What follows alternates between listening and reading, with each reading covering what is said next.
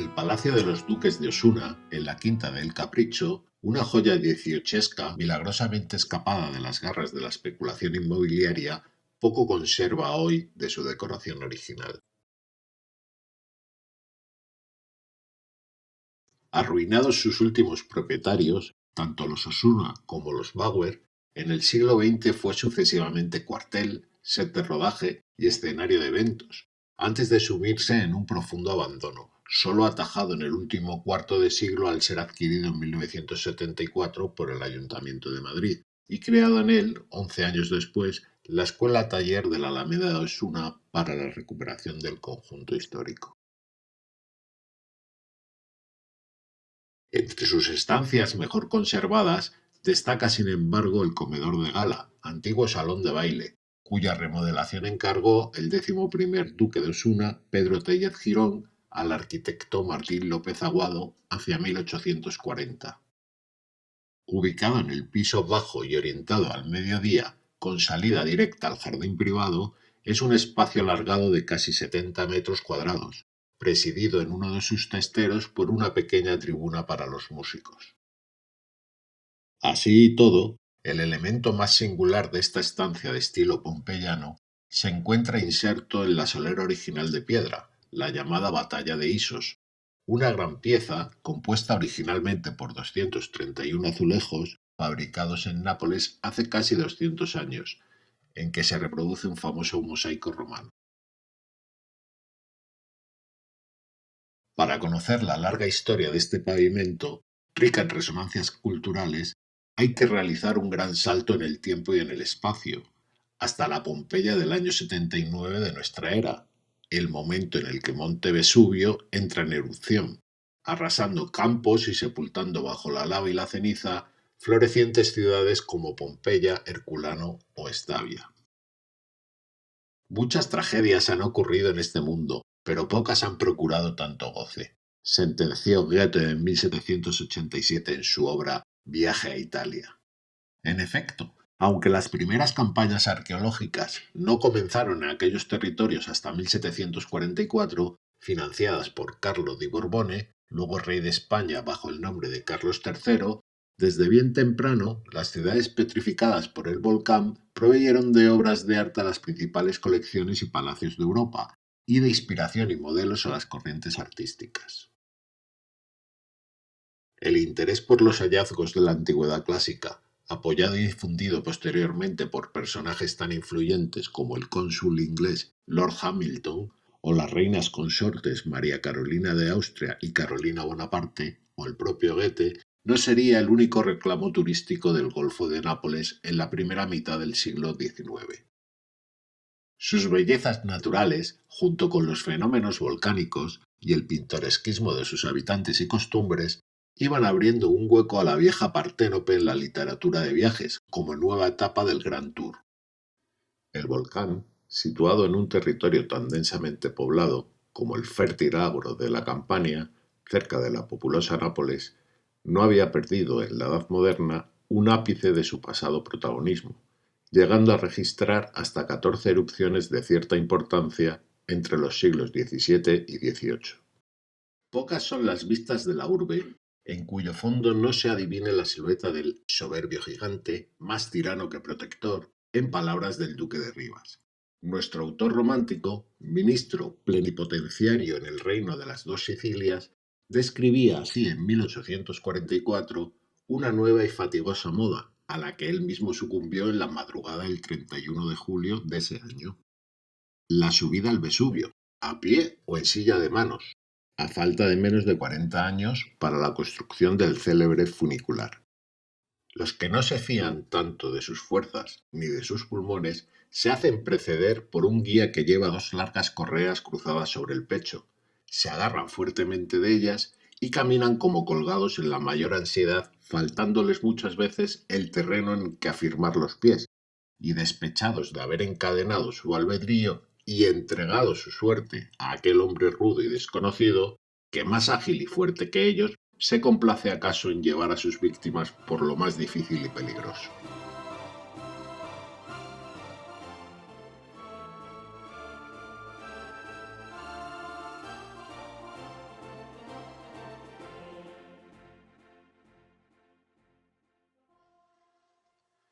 Fue en este contexto de los viajeros románticos apasionados por la arqueología y el coleccionismo cuando el 24 de octubre de 1831 salió a la luz en Pompeya, en presencia del hijo de Goethe, en la más tarde conocida como la Casa del Fauno, el gran cuadro del mosaico. Una enorme escena bélica de 3,17 por 5,84 metros, cuya antigüedad se estima entre el año 125 y el 100 a.C., compuesta con la técnica del opus vermiculatum, por unos 3 millones de teselas de entre 3 milímetros y 1 centímetro cúbico. Su estado de conservación era notable, pese a las importantes pérdidas que presentaba ya entonces, huella tal vez del terremoto del año 63 de nuestra era. Pocos meses después, en 1832, se publicó por vez primera el hallazgo, y toda la prensa europea se hizo eco del gran acontecimiento. Ninguno de los mosaicos romanos, conocidos hasta la fecha, era comparable. Los mayores expertos se enzarzaron en encarnizadas discusiones sobre la escena en él representada, desde luchas mitológicas a diferentes episodios de las guerras médicas, o de la Guerra de las Galias, o batallas libradas por Alejandro Magno contra los persas como Isos o Gaugamela. Finalmente se impuso la opinión de que se trataba de alguna de estas dos últimas, que enfrentaron al héroe macedonio contra el persa Darío, en concreto la de Isos del año 333 a.C., copia probable a su vez de una pintura helenística del siglo IV a.C., hoy desaparecida, atribuida según los diferentes autores al divino Apeles, a Filoxenus de Eretria o quizás y con menos partidarios a la pintora Helena de Egipto.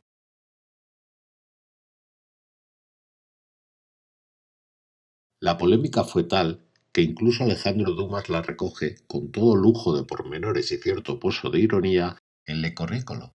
un relato sobre su viaje a Nápoles en 1835, a bordo de la peculiar calesa del Título, un tilburí que hacía trayectos tan populares como el de Resina hasta el Vesubio. Prevista para 2 o 3 personas y prohibida su fabricación ex novo hacía años, recorría la ciudad al galope con hasta 15 pasajeros, según el humorístico relato. Pero si la identificación de la escena del gran mosaico pompeyano, el mosaico de Goethe o el GMP, como también se la ha empezado a conocer, había encendido los ánimos de estudiosos y escritores, mucho más lo haría años después otra cuestión de mayor calado no exenta de intrigas, la de la protección y conservación de un patrimonio que, como bien hiciera notar el rey de Nápoles, Ferdinando II, no pertenecía tan solo a los napolitanos, sino a toda la civilización europea. Imbuidas de semejante responsabilidad, las instituciones competentes se enfrentaron unas con otras, para dirimir si era mejor conservar la obra maestra en Pompeya, donde había pasado los últimos 17 siglos casi inalterada, o bien trasladarla a la capital para custodiarla y exhibirla en el Reale Museo Borbónico, hoy Museo Arqueológico de Nápoles. Finalmente, en 1843 se impondría esta última opción. Así, tras las complejas labores de extracción, el 16 de noviembre de 1843, escoltada por soldados y tirada por 16 bueyes, una carreta emprendió la ruta de Pompeya a Nápoles, cargada con la enorme caja de madera, que contenía el mosaico protegido con papel, trapos, yeso y un cerco metálico. Sin otros incidentes que 2 caídas de la caja en el Foro de Pompeya y en Torre del Greco, y el nada irrelevante percance de que ésta no entrara por las puertas del museo, de inferiores dimensiones, ingresó en el museo en 1844, donde todavía hoy puede contemplarse, trasladado al muro de una de sus salas en 1916. Casi un siglo más tarde, en 2005, se colocó en la Casa del Fauno una copia del original, reproducida entre 2003 y 2005 por el Centro Internazionale Studi e Insegnamenti Mosaico. Como aún hoy ocurre en los destinos turísticos, en las metas del Grand Tour, los artistas y artesanos locales se especializaban en la lucrativa producción de recuerdos y souvenirs.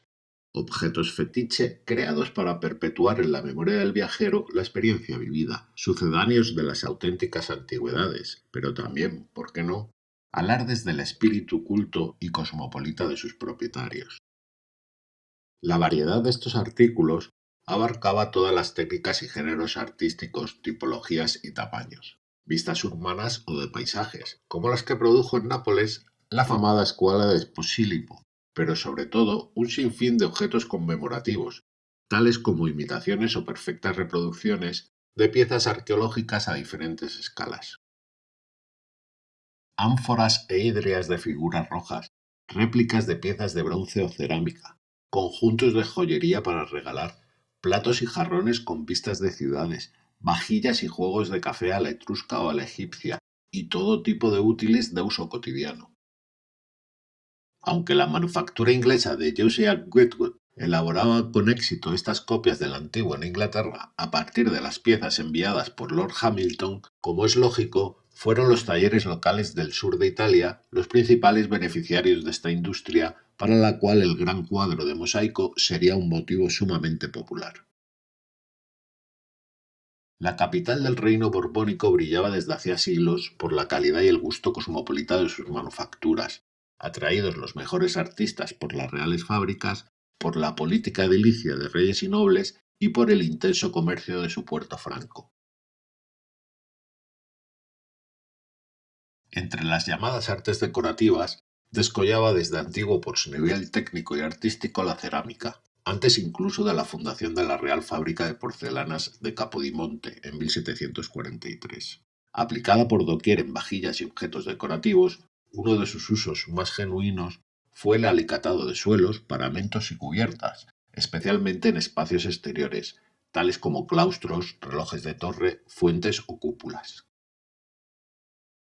Con ejemplos tan notables como el dieciochesco claustro del Monasterio Real de Santa Clara, en el corazón de Nápoles, o el suelo de la iglesia de San Miguel en Anacapri. Cabe rastrear en este arte la impronta de la tradición hispano-árabe de los ceramistas de la Corona de Aragón, activos en Nápoles desde 1450, bajo el reinado de Alfonso V de Aragón, primero de Nápoles, conocido con el epíteto de El Magnánimo. Avala esta filiación la semejanza del vocablo napolitano utilizado para designar a estos azulejos o baldosas, riggiola, con el catalán rayola, bien diferente del italiano mattonella. Entre los talleres cerámicos o figuline más destacados de Nápoles hay que mencionar los de dos sagas rivales que competían por innovar, por obtener los mejores encargos y por adjudicarse las exclusivas o monopolios de determinados productos, los del Vecchio y los Giustiniani. Estos últimos trabajaron en Campania desde el siglo XVII hasta finales del XIX, con dos ramas, de las cuales la partenopea alcanzaría su máximo esplendor en los años 20 del siglo XIX, cuando la dirección de la Figulina, fundada por Nicola Giustiniani Belpensiero en 1752, en el barrio de alfareros de la Marinella, recayó sobre su hijo Biagio, quien llegaría a emplear en ella a más de 150 personas y a competir con la Real Fábrica Ferdinandea, sucesora de la Capodimonte. Será en esos años de apogeo del taller cuando las dos líneas de trabajo más características de la firma, los pavimentos figurativos de azulejo y las imitaciones arqueológicas, confluyen en un exitoso producto, la producción de copias del Gran Mosaico, la obra cumbre de la musivaria romana. Ya en 1820, Biagio Giustiniani había solicitado patente para producir suelos de imitación de mosaico, en los cuales se simulaban las teselas mediante la impresión de una red rectangular, y 12 años más tarde, en la fecha de la difusión de la batalla de Isos, hay noticias de que en su taller se exponían copias de mosaicos romanos fabricados en azulejo. Aunque ignoramos a ciencia cierta la fecha de producción de las copias tamaño casi natural, de las que se conocen hasta 6 repartidas por Europa, desde Inglaterra a Rusia, todas ellas pueden datarse con poco margen de error, entre 1832 y 1844, coincidiendo con los dos momentos de mayor protagonismo del mosaico, el de su descubrimiento y el de su traslado. A pesar de ligeras diferencias de color y tamaño, la atribución de las copias de los Giustiniani es inequívoca, pues aun en los casos en que las piezas no van firmadas con las marcas características del taller, las fuentes escritas y sus semejanzas así lo confirman. Entre las copias más conocidas hay que destacar las dos alemanas, encargadas respectivamente por Federico Guillermo IV de Prusia para el Palacio de Sanssouci en Potsdam y por Karl Adolf Freiherr von Unzucht-Hechterfeld para el castillo de Liebenberg, ambas de 1843. Mientras la copia de Potsdam se instaló en 1855 en el Caldarium de sus termas,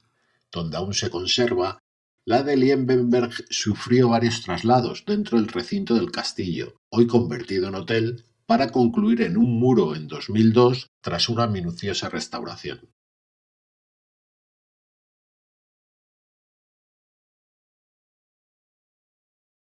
En Inglaterra están documentadas dos reproducciones del mosaico. Por una parte un pequeño cuadro de cerámica y por otra un gran suelo de estas características, encargado por William Spencer Cavendish, sexto duque de Devonshire, para su castillo de Derbyshire, en alguno de sus viajes a Italia en las décadas de 1830 o 40, pues ya se la menciona en un manuscrito del propio duque sobre su castillo fechado en 1844.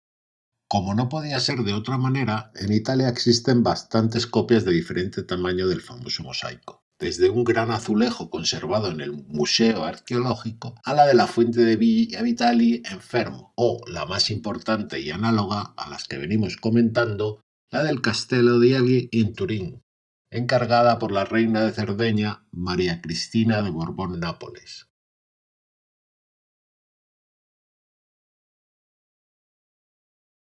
Menos conocida por lo reciente de su descubrimiento, la copia del Museo del Hermitage, hallada en 2003 en unas obras de restauración, se mantuvo oculta bajo una espesa capa de pintura oscura desde 1955. Procedente de la donación de Grigorievna Laval, ingresó en el museo en 1852, no siendo instalada hasta el 1937.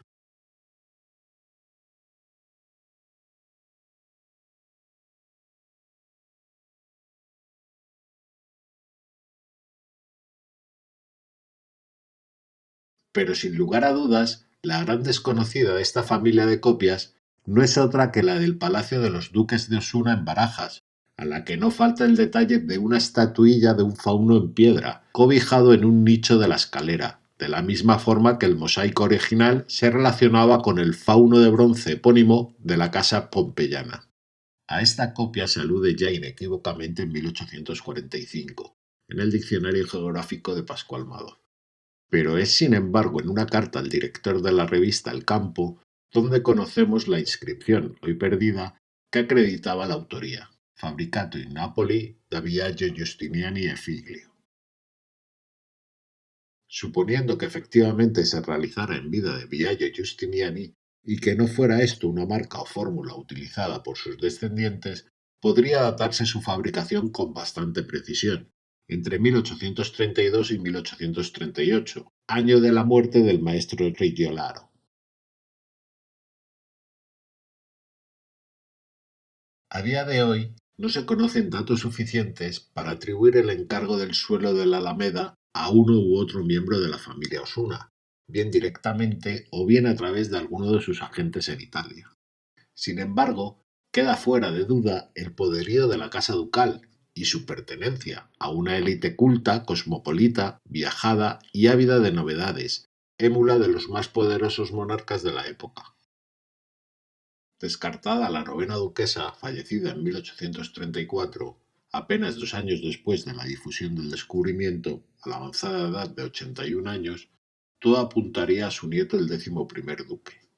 En efecto, antes de su temprana muerte en 1844, Pedro Tellez Quirón encargó numerosas reformas en su posesión de Campo del Capricho, entre las cuales la remodelación del comedor y la exedra en homenaje a su abuela.